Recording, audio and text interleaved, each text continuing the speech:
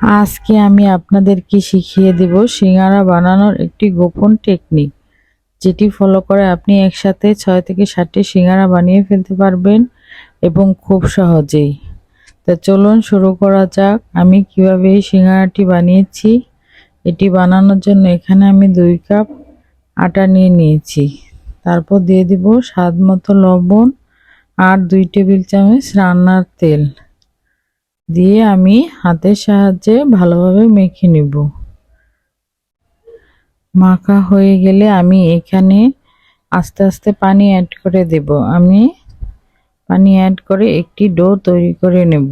পানিটা একসাথে দেওয়ার দরকার নেই, আস্তে আস্তে দিয়ে আপনারা একটি পারফেক্ট ডো তৈরি করে নেবেন। তারপরে আমি এখানে সিদ্ধ করে নিয়েছি কিছু পরিমাণ আলু। তারপর আলুটাকে আমি ভেঙে নিব। ভেঙে এখানে আমি দিয়ে দিব 3টি শুকনো মরিচ আর লবণ দিয়ে আমি গুঁড়ো করে নিব শুকনো মরিচগুলোকে। তারপর এখানে আমি দিয়ে দিব পেঁয়াজের বেরেস্তা দিয়ে আমি আলুর সাথে ভালোভাবে মেখে নেব। তারপর দিয়ে দিব আমি ধনিয়া পাতা দিয়ে আমি একটি ভর্তা তৈরি করে নেব। তৈরি করা হয়ে গেলে ভর্তাটা এক সাইডে রেখে আমি সেই আগে থেকে তৈরি করা ডোটা নিয়ে একটি ছুরির সাহায্যে কেটে নেব, কেটে লিচি কেটে নেব।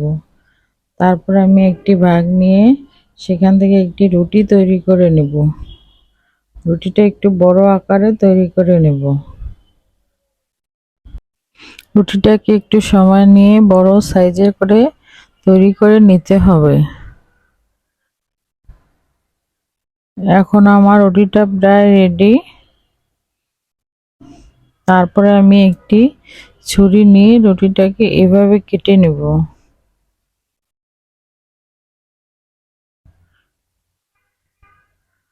তারপর সে আগে থেকে তৈরি করা সেই ভর্তাটাকে আমি গোল গোল ছোট সাইজের করে এভাবে আমি রুটিটার উপরে দিয়ে দিব। তারপর এখান থেকে আমি একটি পিস নিয়ে এই যে এভাবেই চেপে চেপে হাতের সাহায্যে সিঙ্গারাগুলো তৈরি করে নেব।